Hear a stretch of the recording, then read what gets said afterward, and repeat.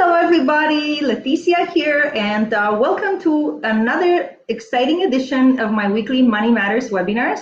Joining me today, as mentioned, I have Mr. Alfonso Cuadra. Alfonso is somebody who has a very inspiring story. Coming from a war-torn country, El Salvador, where he survived 2 civil wars before the age of 9. At the age of 9, he immigrated to Canada with his mother. As a teenager, at the age of 15, he dropped out of high school and found himself homeless. And then 2 years later, his life changed tremendously when he unexpectedly became a father.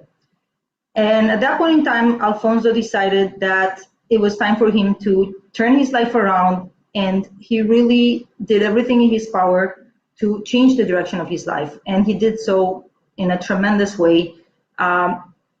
Today, Alfonso owns 500 residential units. So he is a very successful real estate investor specializing in what we call apartment building investing.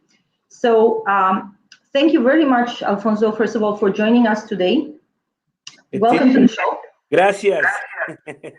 My pleasure. And wow. You know, I haven't had a chance to actually meet Alfonso in person, but I'm grateful that we were able to connect online. And I'm very grateful that he has decided to take some of his time and share some of his insights with us. I know many of you in my audience are already successful real estate investors. Some of you have already stepped into the apartment investing space. For some of you, this is still an aspirational space. So, you know, we're going to have a conversation today about apartment investing. And I also want to talk, thank you very much. Maria says blessings from Toronto, Canada. Thank you. So sweet. And I know, Alfonso, one of the things you're very passionate about is financial empowerment and empowering others to walk in your footsteps, in a way, walk in your footsteps and become financially independent and financially successful. Any starting words, Alfonso? Any starting words? Leticia, thank you so much for having me here. I love My that pleasure. you're doing this. Money matters because you know what? Money does matter. This is what I know. That I grew up, you know, Latin American home. No one in my family talked about financial literacy, how to invest, what to do. Actually, you know, in my entire family, nobody really talked about this subject matter, right? And so you could say I'm a freedom fighter. I fight for people's financial freedom. I love that. I love that. I really appreciate that. Yeah. That's So, awesome. I love what I do. And I love what you're doing here because you're shining a light on different aspects of the financial industry, right? So it's an important show that you have, and so thank you for having me. Thank you. Thank you. I sincerely appreciate that, Alfonso. Yeah, I mean, I started this webinar series with the idea of empowering people around our finances. And this goes for me as well. I mean, I also I grew up in a typical, you know, middle-class professional family. Like, I'm grateful my parents were both educated professionals. But we all know that having formal education does not equate to true financial success. And it's up to us. The onus is on us to educate ourselves and empower ourselves. And I do feel that financial empowerment has a lot to do with taking back the power, taking back control of our lives in general. You may know I share some other freedom-related views that I'm sure you've seen about on my social media. So with that in mind, Alfonso, you know, I shared a little bit about your background. Perhaps we could, you know, obviously you had some very life-changing moments at a very young age, like extremely intense stuff that you went through. So I know that really becoming a father, especially at such a young age, that was a huge turning point for you. How did you go from being this, you know, a homeless teenager to becoming, first of all, a real estate investor and then getting to the stage that you're at right now? How does one make that transition? Can you please share a little bit about the story? Living on the I went through a lot of dark moments, and Leticia, I mean, that was my dark moment. I'm sure everybody that's watching this right now has had a dark moment in their life. You've had a dark moment, and if Maybe you, not as dark as that, but well, claro you que know sí. what, Yeah, my dark moment is not any different than yours because you feel it, right? It's all about how you feel, right? And I'm sure there's darker stories than mine, but at the end of the day, we all come to this point in our lives, and I would say the lowest point, right, where you don't know why this is happening to you. Yeah. And if you can imagine being 15 years old, I was so angry, and I was so confused. I felt so alone, and I learned a lot of things on those streets. But what I didn't have is self-worth. I didn't believe in myself, and I was my confidence level. If you see my confidence, where my confidence is today versus where it was literally below zero. Right, I had Oh, wow. zero confidence in myself, and I really didn't think I'd make it past 20 years old. Wow. And Wow. it's something Wow. funny what happens when you can find purpose, and that's what happened to me at 17 when I became a father. They put this little girl in my arms. Her name is Talia. She's 26 today. I always tell her she's my guardian Congratulations. angel because everything changed. At that point, I discovered purpose, and any human being with a powerful enough purpose can be unstoppable. And I remember thinking at that moment, I want this little girl to be proud of me, right? And everything changed. I went back to school. I started a business at 17. Wow.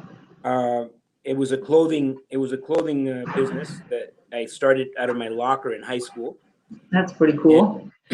and I got a job. Wow. And of course, my market value wasn't very high at 17 years old. I think they were paying $5 an hour. Wow. So if you remember minimum wage, that was a long time ago. Of course, 26 years ago, minimum wage was $5 an hour, and Wow. and which was great. But I was going to school full time because I did want Wow. to at least my high school, and Yeah. so $5 an hour was not going to cut it for me Yeah. to be able to provide for a small family. So I started this business, and the second I started this business, I discovered the power of profit. And profit was really intriguing to me because an hour of my time was worth $5 an hour, and then Mhm. I would make $40 with a 10-minute transaction selling a pair of jeans for 60 that I bought for 20. And so even at 17 years old, I knew I was going to pursue profits for the rest of my life. I knew that Amazing. academically wasn't going to be the thing. Not that there's anything wrong with that, but I just knew that was my chance. I'm like, oh, I'm going to pursue profits. And at 19, when I graduated high school, I had a vision and a dream of opening my very own clothing store. And of course, all the naysayers, no, you can't do it, or you have no money, because I didn't have any money at the time. I had no money. My family had no money. I've been in poverty my whole entire life. Uh, Mhm. I had no experience, no one backing me up, and some of the biggest naysayers. And I always tell this to everybody, including everybody that is watching this program right now. Some of the biggest naysayers may even share your same last name. Tell me about it, brother. I know. I know. I know. It's like our Everybody's close gonna family tell you, members are like the hardest to sell on. It's like, man, if you can sell your parents, you can sell anybody. well, They come around late, it seems. So yeah, once you've already made it, they're like, "Oh, I'm so proud of you, I my knew you could son. do it. I always knew you were gonna make it. I always knew it, right?" Yeah, Like, yeah, yeah. yeah, sure, sure. So Thanks for the love. everybody and their grandmother was pretty much against me doing this, and anyways, I did it anyways, and I managed to round up about $2,700 thanks to friends. So I had a lot of people invest in my first business. Wow. Um, that business quickly grew, and by the time I was 21, I had stores all across Canada. Wow. I was the number one the number one store for my industry, which was the hip hop industry back in the mid '90s, Yeah. and stores everywhere, It was money, big back then. It was money like in, Tupac and Biggie. Like that was like the yeah, afterglow. Yeah. you can Yeah. imagine, right? Yeah. And it was like I fell in love. It's like, wow, I can actually make money with something I love, and which to me was intriguing, right? It was like, wow, I like it wasn't even money. This was like serious money, right? Yeah. We're talking Yeah. about millions. And Wow. I'm 21 years old, and the only issue was that I had no financial literacy. I had no idea about investing. I had no idea, about reserves. I had no idea about managing people, and so I'm pretty much learning all of this as I'm doing it. Right. Yeah. Leticia, if you can go back to 21 years old, someone gives you all of this, like all of this money, what would you do? Uh, Probably not the wisest. That was like, I was like pretty much burning the money. Now, Yeah. everything would have been all right, except for during 9/11, just shortly after 9/11, we had a market correction. Oh, People's behavior changed. Pretty much, people went into isolation. They were like glued to CNN. that was Uh, like the first COVID, if you think about like, yeah, exactly. I mean, all the flights were grounded. Nobody would go anywhere, Wow. and spending habits changed. And Literally overnight, right? Like yeah, literally yeah, overnight. yeah. It was just Wow. like, and because I Wow. wasn't equipped or ready for a Yeah. like a downturn. Because think about it, I You never started, had I any. started, everything was like this, and I Yeah. thought it was going to continue going like that for the rest of my life. Wow. No, but it went like this, and I wasn't ready or equipped for a downturn in the economy, and I almost lost everything. I ended Wow. up, being now, at 21, having all of this money, and then at by 24, I'm like negative $1 million, right? Wow. Wow. Now I'm thinking, How did you recover from that? I mean, that's like, whoa. yeah. Well, I mean, it was a very dark, dark, dark, dark moment. It Uh, seems you like those intense moments. Never mind, never mind. Hopefully, you've learned yeah, from your experiences and you're like, I'll still have some other type of excitement, just not that intense. I yeah, don't know. yeah. Well, the thing for me, I felt I was so hard on myself because I'm like, how did I get here, right? And I felt so depressed. And I remember, that's when I picked up the book Rich Dad Poor Dad, Think and Grow Rich. And I started to realize my problem. Number one, I was very much a consumer. I was not an investor mind. I did not have the investor mindset, right? And I also realized my biggest problem. I had only one stream of income, and the problem is when that stream dried up, I was done, right? And it's just like it's the same. It's the equivalent of someone having a job, right? Yeah. Someone has a job, they have one stream of income. And what I noticed about reading, the second I read Rich Dad Poor Dad, it led to like 500 other books that I could read. And I Yeah. realized that all of these people, they had multiple streams of income, but more importantly, they all had real estate. And Okay. I said, I'm going to build a secondary stream of income, but I want it to be Armageddon proof. And so that's what led me into the multifamily space, specifically apartment buildings. Yeah. Back in 2002, so pretty much Mhm. 20 years ago, I started with my first triplex, and everything changed about my life.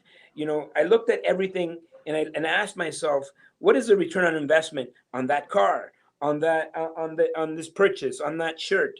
And I started to realize, what, my money's better off working for me than me having to work for the money and then buy the stuff. Got And it. so by the time 2008 came, the next correction, which in the US was a market crash, but Yeah. in Canada, it was a correction. But if you were not an investor, you might have not even felt it. But what Yeah. did happen in Canada was that 2009, for apartment buildings, all the money disappeared. Really. All the money disappeared. It just no money available. The Okay. only mortgages available during that time were CMHC insured mortgages for apartment buildings. Which are hard to get. CMHC, It's well, it, it's next to impossible. extremely painful. And then I started asking why is it so painful? why are you guys so strict with your underwriting philosophies? And then they said something because I asked the right questions and I got the right answers. This is a Canadian-backed corporation that doesn't want to lose money. Well, I don't want to lose money. So I started to adopt my underwriting philosophies based on what a CMHC underwriter would look at. And so I started to kind of look for properties that would fit that model.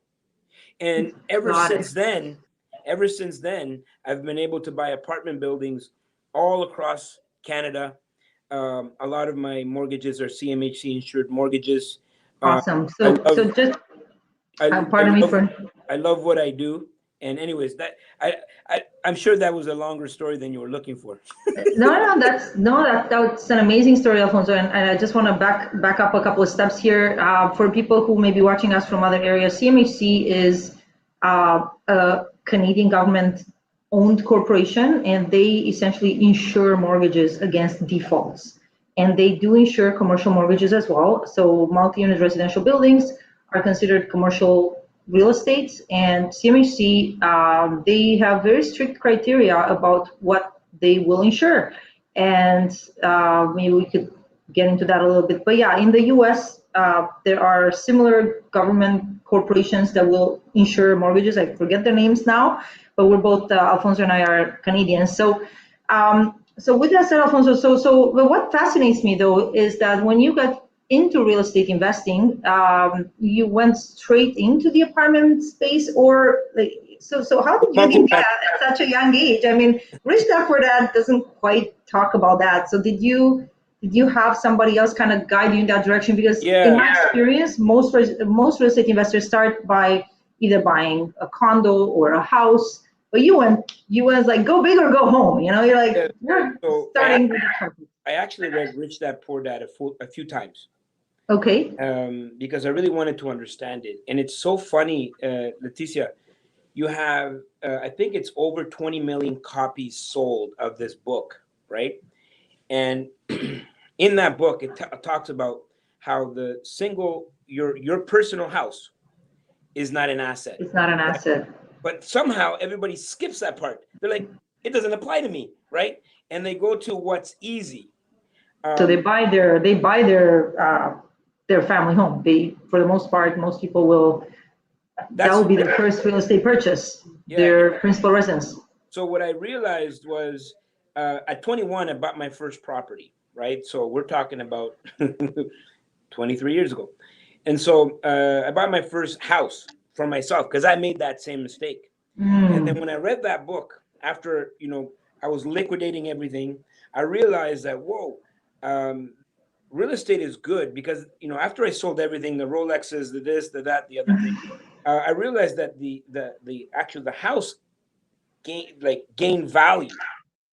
The issue was that it wasn't paying me on a monthly basis. Right. And then I remember playing Monopoly, right? And the objective of Monopoly is 4 greenhouses, but at the end of the day, you want to level up to the red hotel, multifamily. And it just made sense to me because I had my business, and that's amazing. What is the secondary stream that I can build that was Armageddon proof? When you look at the price, right? It's the same concept of why people go to Costco. They buy something in bulk, and the price per unit reduces. Well, as you go up in units with multifamily, the price per unit reduces, making that investment more profitable, more cash flow. Now, I didn't go right to the commercial stuff at the beginning. My first investment after that single family, I went to a triplex. Got it. And then I went to a 7-unit. Then nice. Then I bought a few other 4s and 2s, and I realized the second I went to like a 10-unit, I realized, wait a minute, this is actually easier than all the other stuff that I was doing. So why do you say that? Why do you say that, Alfonso? That's an important, why was it easier to have the 7-unit versus 2 units here, 4 units there? Well, if you think about it, everything is contained, right? Someone can go out and buy 10 single family homes. They have 10 driveways, 10 furnaces, 10 hot water tanks, 10 roofs, all of this maintenance, right? And it's easier for me to have all of the maintenance. It comes down to simple economics, right? You start a business, are you going to have one customer or 10? You see, if someone out there is sitting with a single family home or a condo, if someone moves out, they're 100% vacant. Yep. If someone moves out of my 36 unit building, it's a non-event. Yep. Right. And so, beautiful. Because I still have 35 other units paying me rent. I love it. And so to me, that was just a concept that I realized quickly that if you have, the more units you have in a particular property, the easier it is to finance, the more profitable it is, the easier it is to manage, because now it's all contained in one area. You're just going to one property versus trying to go to 10 different properties. So you reduce the amount of time that you have to invest into managing this property. And so it just now becomes a business. Right. I love it. And in fact, lenders look at these buildings as a business. They don't just, my understanding is they look at the performance of the property first before they look at you as an individual or your corporation, right? When they evaluate the assets. So tell us, like, what, I know you're Ontario based. Has your investing been in Ontario, or are you what areas, what cities, if I may ask, what markets do you like for your investments? The markets always change, but we look at Alberta, Saskatchewan, Ontario, Quebec, New Brunswick. Even Quebec, okay. Yeah, there's certain things. There is. I mean, especially now, we're looking more at Quebec more than ever before. Really? I'm a little surprised about that, because I know they have very tight like rental laws, like tenant protection laws. Yeah. I don't know if people on the call will know this, but I mean, I remember speaking to another Quebec-based investor who was sharing that if a tenant moves out, you can't even raise the rent to the new tenant that moves in. So there's workarounds. Right? So there are workarounds. It helps to get educated on where you're investing. I mean, the province of Quebec, people are making money in real estate in Quebec. For sure. Yeah. I'm not going to go all in on Quebec, but here's the fact about the market here in Ontario. The landlord tenant board is not any better. We filed the notice for a hearing back in August, and we just did the hearing a month ago.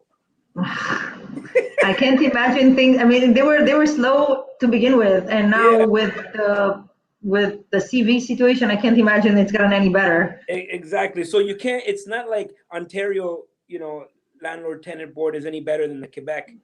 You have to be a really good. You got to get really good at managing people and understanding people, and usually in our business, I mean, we have tenants all across Canada. If we're going to the landlord tenant board, we already have lost.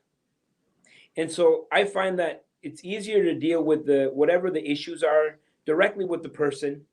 And sometimes it's best just to pay them to leave your life. Yep. No, yeah. I get it. Yeah. So going back to your everybody's got a price. about Quebec, you got to be careful. For sure, just like you got to be careful anywhere across Canada. It's not any easier anywhere else, and they have rent control, right? And so there is workarounds. For example, if you change the function of the unit, right? So if it's true you can't raise the rents. Only you have a certain amount that you can raise the rent, right? Which is very low. But okay. But Ontario's zero right now, right? Oh Lord, yeah. So when you say change the function, let's say if you turn a 1-bedroom into a 2-bedroom, then you can justify. Or you know what, it's a furnished apartment now, and now you can justify a higher rent, and now the higher rent, now that becomes a new effective rent. Interesting. Got it. So you found a way to add more value. There's little workarounds, right? Thank goodness for that. Good to know. So let's like a couple more questions, and of course, we're going to get into, what words of advice you have for people who are interested in getting in this space. But before that, if I may ask, how do you usually source your properties, Alfonso? Like, and how do you determine whether whether this particular property is worth adding to your portfolio, whether it's a good investment? So I guess two different questions. How do you source your deals, and also how do you then determine whether something is worth investing in? I own in the industry. So, sorry, say that again. You cut out a little bit. I make myself known in the industry. Okay. Yeah. Right. So I make. I'm on YouTube. I'm a very outspoken person. I like to meet people. When I get someone on the phone, I'm the kind of guy that's going to talk to someone for 20 minutes and get to know them and what they need.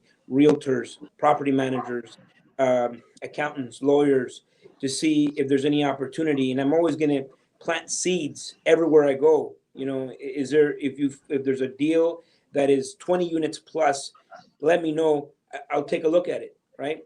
And so I'm always out there, promoting what we do, sharing with people. And if there's opportunities, this is, throw it my way, maybe I'll take a look at it. So there's a lot of off-market stuff. There's stuff on right off the MLS. There's stuff on Kijiji.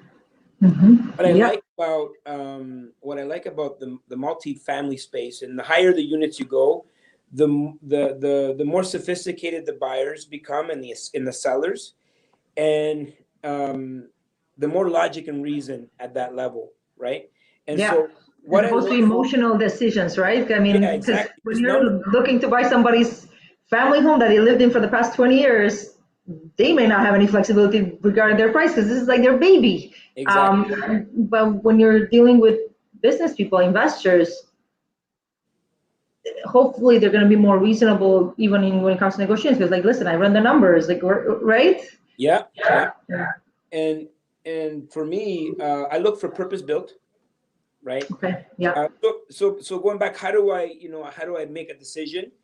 I'll go back to 2009, right? When I was starting to work with heavily with CMHC and their underwriting philosophies.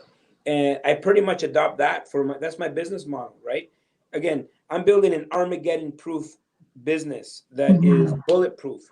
And it has to fit within this formula that I've created based on a CMHC underwriting philosophies, which at the end of the day, they don't want to lose money. I don't want to lose money either. Yeah, interesting. And I know, and in case people are wondering, how would CMHC look at a building versus how the market looks at it, and they're usually more conservative. So the seller may think the market value is however much it is, but CMHC will usually have a different opinion, usually lower than whatever the asking price is.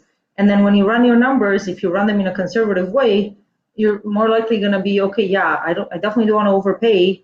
And if CMHC is not going to approve my mortgage, well, first of all, the interesting thing, people on the call may not know this, but I know that CMHC approved mortgages, first of all, you're going to get a better rate. It makes sense to go with CMHC approved mortgage for a multi-unit property, because your rate versus a non-CMHC approved mortgage is going to be, I think, at least 1 or 2 percentage points below, right, Alfonso? The amortization, 40 years. 40-year amortization, which 40. I know, it's amazing. Whereas with a non-CMHC insured mortgage, I think the most you'll go to is maybe 30, 25, 30. Yeah. So what that means is that you could have potentially higher cash flow coming in from that property, correct? Which gives you an additional peace of mind buffer for potentially uncertain economic times.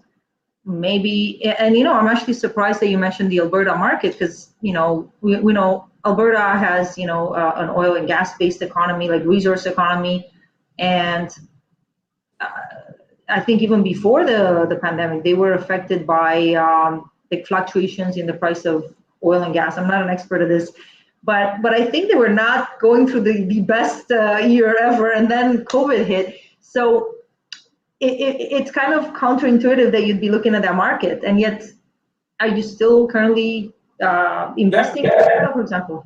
So you just where the market is. if you, for example, Ontario, the vacancy rate is pretty much hovering around 1%. I use Still.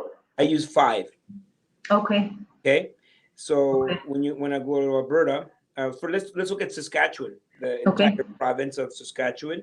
Mhm. The vacancy hovers around 8. I use 10, right? Okay. Now Okay. Alberta is one of this is a province that it's going to be it really depends of where you are, but if whatever the vacancy is, I just go up a few points to cover for any potential downturn.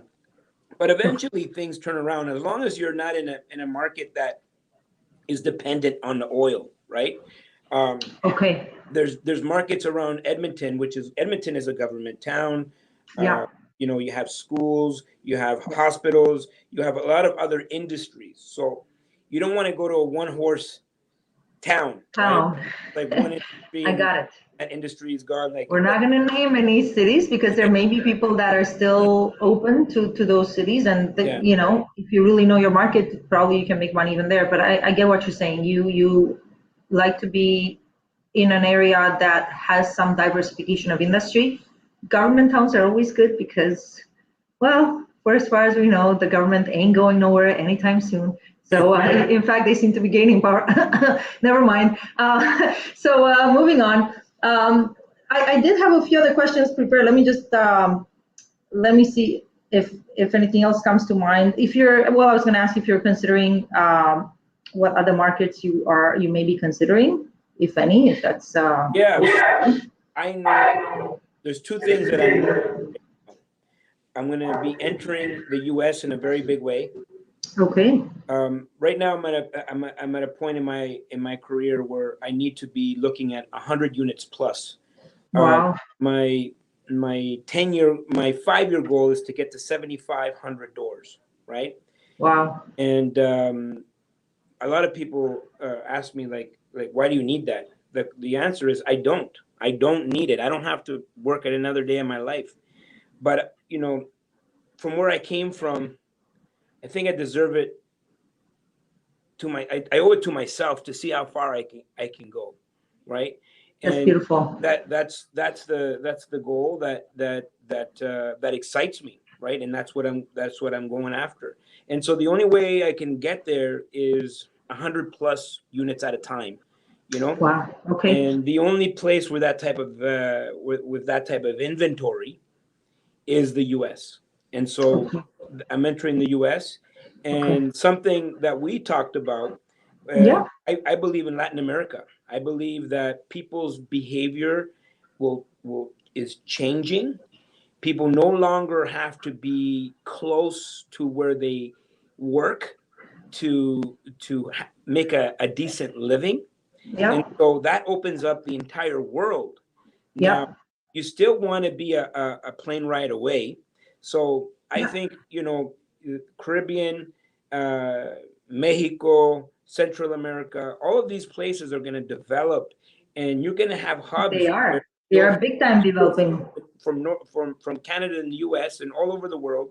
They might live there even at a part time, but still work, right? I mean, I think after this all pandemic stuff is going to be behind us, I think people are going to be looking for more quality of life, quality lifestyle, I where they think can many people enjoy are being by already. the Yeah. sun. And think about where you are right now, right? No You're me quejo. I'm not complaining. Believe me, being close to the beach, spectacular weather. you guys are in the We can go out, we can eat, we can hug, like all of that. Like it's a lot freer here. I'll be honest with you, Alfonso. That I'm very grateful to be here in Playa del Carmen, and the real estate market here is booming. Now, in terms of 100 plus unit buildings, there are some condominium projects that would fit that criteria. The majority of apartment buildings that I've seen are smaller than that. So perhaps maybe not for you, but maybe for some of your mentees, like for some other people that are maybe looking to get started. And I think the price point can be quite attractive compared to some other markets in Canada or the US, And but we can talk about that. even more for life, Hmm? even more for lifestyle.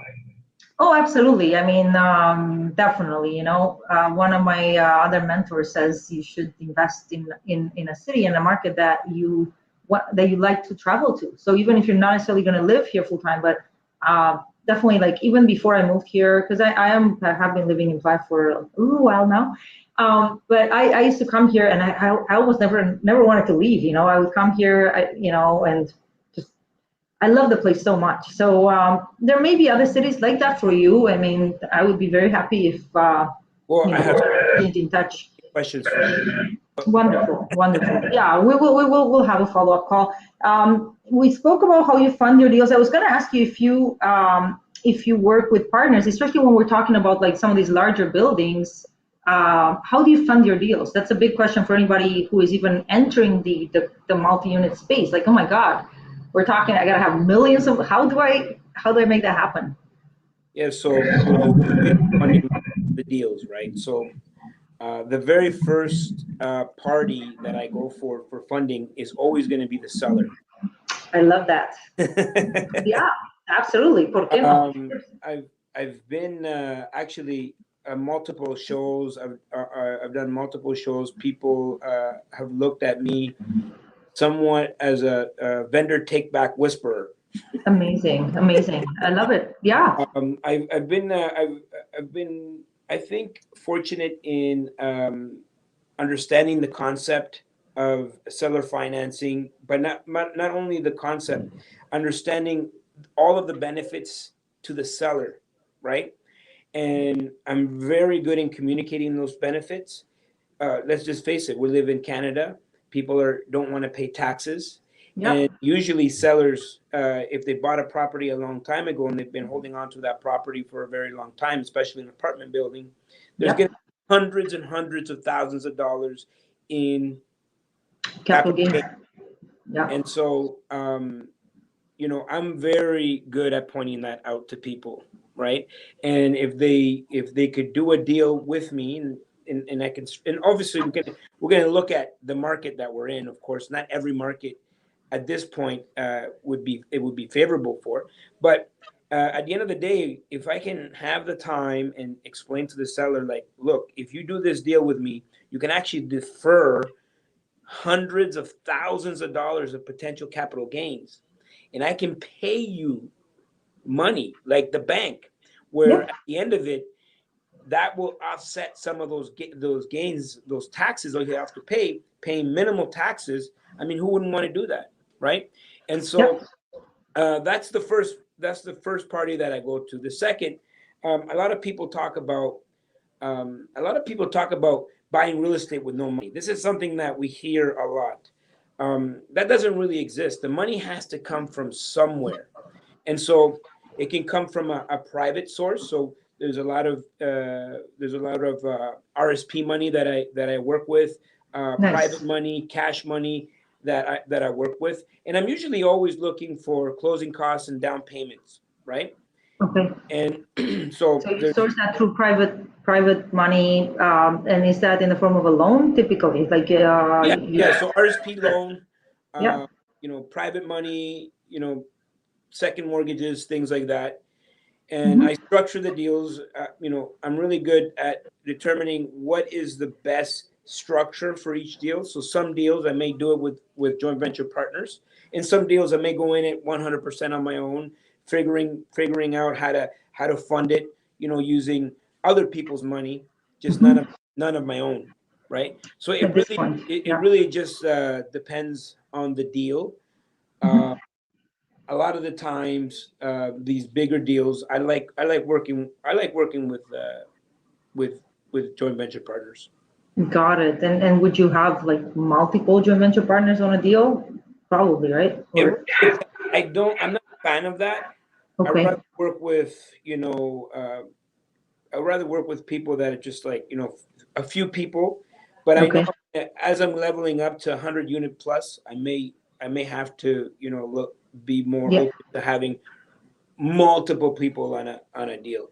Maybe like a partnership structure. Like I've seen people use the LP structure where they have just the money partners and then you're the managing part. So exciting. Like I really love this world and of apartment investing, and I myself am an aspiring apartment investor, but I need to get off my and actually do something, not just dream about it. Um, so it's particularly inspiring to me to talk to someone like you, Alfonso, and I do hope we continue in touch and see how we can continue supporting each other. Let me see what else.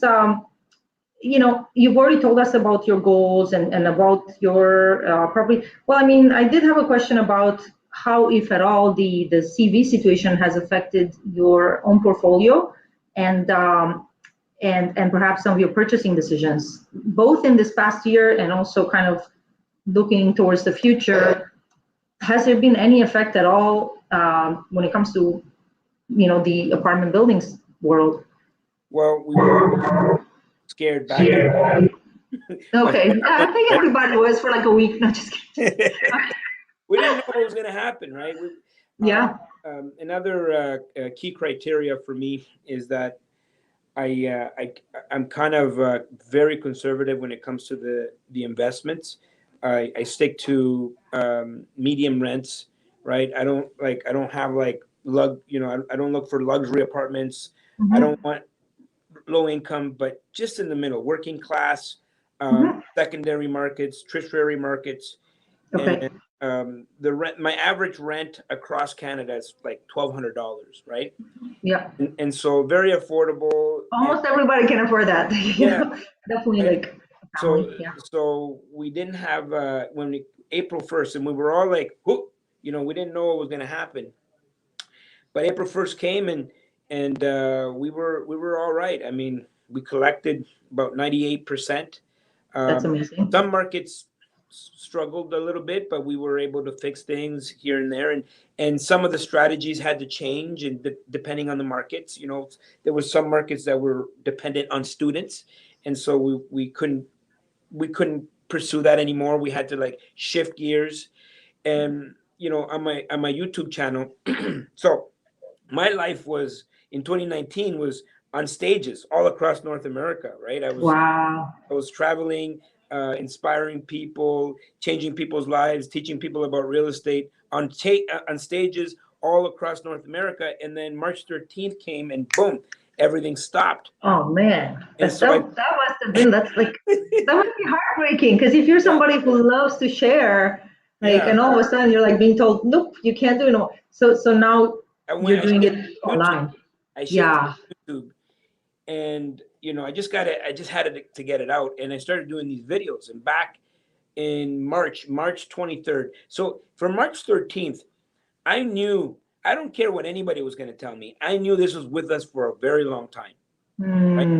And I decided to lean into it. I did a video March 23rd, 2020, where I basically told people, the biggest part about getting through this is that you have to stand in your truth and accept that life will never be the same way it was in 2019. So get over it and look forward, lean into it, and start taking massive action. And that's what I did. I expanded during that time. I bought more real estate. I leaned into the real estate. I was on all these podcasts, and I was telling people to buy. And back in 2020, people were some people like, well, we don't know what's going to happen or whatnot. But the people that did listen to me and took action back in 2020, we've experienced a massive increase in value of real estate just in the past year.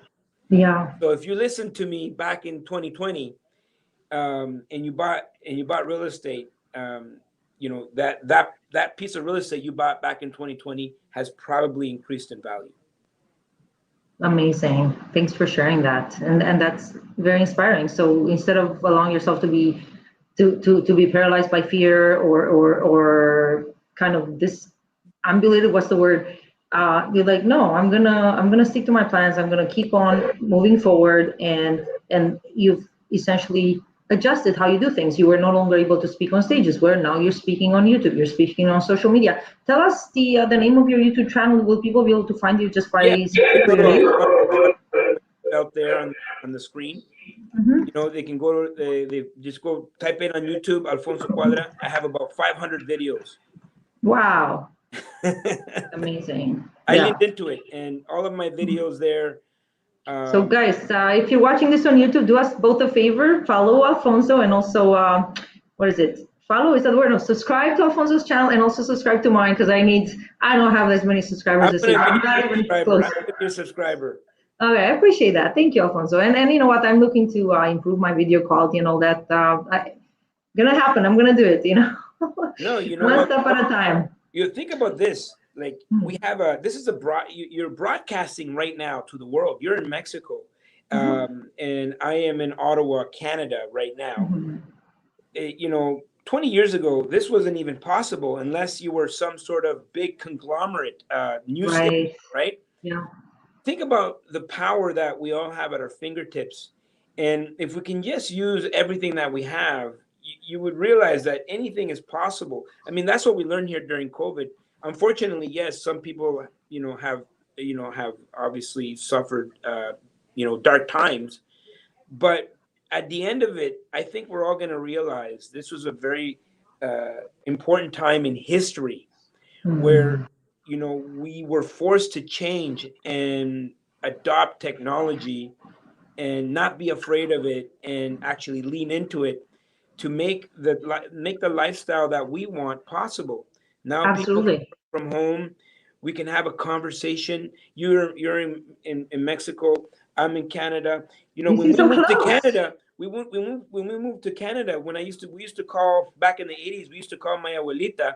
That was a fortune. Like you had to save the whole month just Oh, that phone call. And wow. the line would cut. Wow.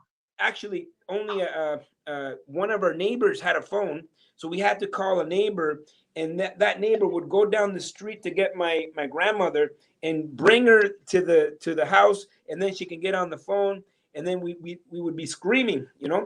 Wow. People often um, uh, make fun of Latino people because we're so loud, like emotional loudness, right? Yeah. But I think You it and comes the from Italians. trying to talk to people on the phone. Hello, hello, can you hear me? Oh, wow. Yeah. No, But so we have a lot to be how, grateful how fast for. Yeah. we've come, how far we've come, right?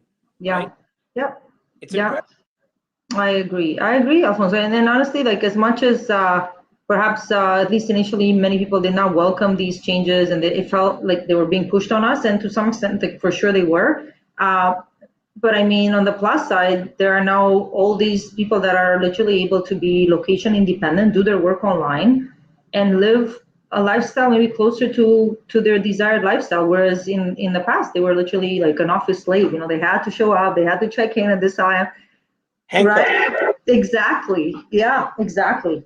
So there's a plus side to every story, right? There's always the flip side. So even in the darkness, yeah, you get what I'm trying to say. And I appreciate that you've chosen to take that sort of a view yourself. It's like how can we make the most of this? You know, how can we use this to our advantage? And you yourself are now putting yourself on a global platform through your YouTube channel, through your Instagram. So guys, feel free, go ahead. You can follow Alfonso. So finally, I know you've also spoken to me, Alfonso, about your passion project, because one of the things that you're most passionate about is empowering others in terms of their finances, empowering others to become financially independent, financially free through real estate and through financial literacy. And on that note, I know you started what you call the Quadra Youth Foundation. Why don't you tell us a little bit about that? Yeah, so that's in 2018. Well, before that, I'm passionate about going to connect with youth and giving them some insight on financial literacy. Long, long, long time ago, after realizing all of this success and being in a position where I had ultimate freedom, I asked myself, like, what can I do, right? What can I do to serve? Because I like, my whole life is about being in a position of service. I want to be in service to people. I don't want to be remembered for the cars that I drove or the houses that I owned or the apartment buildings that I owned. All that is irrelevant. My legacy, I think, will be all the people that have helped. That's what I want ultimately my legacy to be. And I asked myself, like, what can I do? Like, at first I started thinking about where I came from, Central America, El Salvador, Nicaragua, and I started to say, okay, maybe like I can bring money, right? The Mhm. problem with bringing money is that the second you bring money, next month they'll need it It's again. gone. Yeah. Yeah, And and especially with the corrupt politicians, yeah, you don't really want to just hand money over to. and then I said, well, maybe I can bring food. Well, I know there's other organizations that are doing that, and they're doing it Sure. well, probably better than I ever could. Mm. What about water? What about clothing? But it came down to mindset, and I started thinking about all of what happened to me, the transformation that happened to me. And it all came down from being financially literate, having Mm. real tangible skills like public speaking, sales, leadership. And I said, okay, so this is what I want to do. I want to teach people to be financially literate. And that's what I do on a stage with adults. But I'm more passionate about connecting with young people, because if someone would have tapped me on the shoulder, Leticia, when I was 15 years old, um, homeless, on drugs, lost, and they would have said, Alfonso, you can have a chance, and this is the path that you can take. You know, I think I would have gotten there faster, right? Wow. And the other issue for me was, Life made an intervention in your case with you becoming a father. That was divine intervention. In like, I'm sure you weren't planning on it. It was like, oh yeah, I'm gonna be. I don't want to ask you all the details, but it seems that was the intervention that you needed. But yeah, now you're wanting to be one of these light bearers, in my opinion. One of these people that are proactively going out there, empowering the next generation, so that perhaps the next generation doesn't have to go through all the pain that you went through that feeling of hopelessness, of disempowerment, right, Alfonso? yeah, and of course, the talk about literacy in the schools, and we could say about, you can say, okay, you can give a book to a teacher and say, teach this about financial literacy. When I was 10 years old, I asked a very important question to one of my teachers. I said, uh, what's a mortgage? And the answer that I 10 got, years old. and you're going to find this pretty funny. She said, a mortgage is something you get when you're older. That was Yeah, the that answer. answers it. So, I would so not answer that tell me, question like that to my son. If my son asked me, I would explain to him. I would do my best to explain to him. well, you have financial literacy, but tell me how you're going to teach financial literacy when you're financially illiterate, right? And Mm. so this is the issue. And so, the best person to learn financial literacy from is someone that is financially literate, someone that's doing what they're saying to do. And Mm. so that's where it started. So I started Beautiful. foundation, and before the pandemic, I mean, we were doing workshops with young people all across Canada. We wanted to start in the backyard, but after the pandemic, and if someone's watching this, I'm going to Mhm. challenge you, anywhere in the world, if you can put 40 young people together, I will fly down on my dime.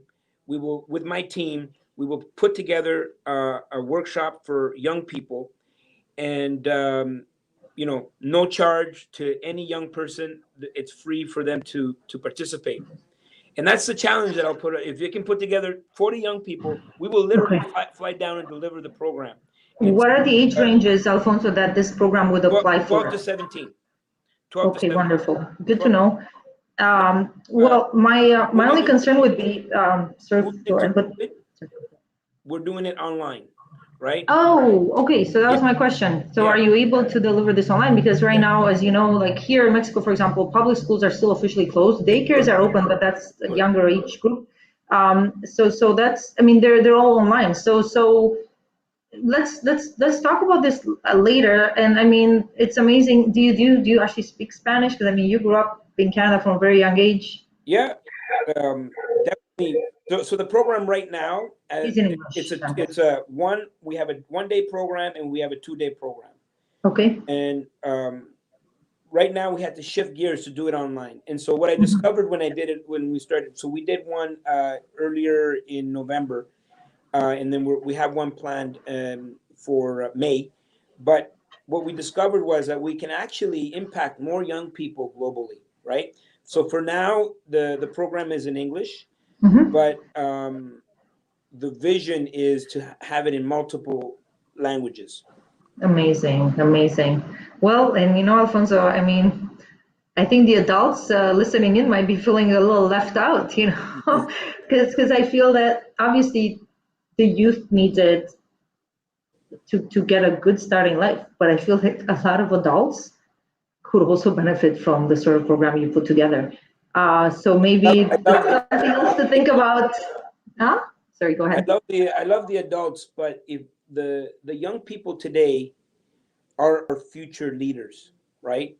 And I think that to start there, you can definitely Okay. impact the future, right? I love it. I love it. I'm not disagreeing. I was just hinting at the fact that you may want to also have a version for adults. Maybe something to think of. Well, that's for sure. I mean, I was already, so that's the speaking that I was doing, speaking and training on real Okay, entrepreneurship, sales, and leadership on stages uh, got it.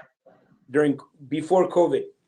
And now you're doing all of that through your YouTube channel. You're already doing that out of the goodness of your heart because you're not charging people for any of this. Free to subscribe. Absolutely. So thank you so much for doing that, Alfonso. I think we're going to wrap it up. It's been an absolute pleasure having you on. Do you have, let me just post a link to your, is it Quadra? What's the URL for your youth program? Oh, so foundation.com. Quadra Youth Foundation.com. I just learned that I can actually make my comments visible on the video. There you go. You can just do that. We're learning. Learning as we go. Yeah, absolutely awesome. Alfonso, once again, it's been a great pleasure for me to have you on. I'm glad that we connected. Thank you for sharing a little bit about your background and your amazing story with our audience. I would love to have you back on another occasion, maybe talking about your new projects. And let's stay in touch. So I'll end the broadcast, and then you and I maybe can have a brief chat afterwards. So thanks everyone for tuning in. Look forward to seeing you all on future editions of Money Matters. Have a wonderful rest of the week. Blessings. Take care, everyone. Bye.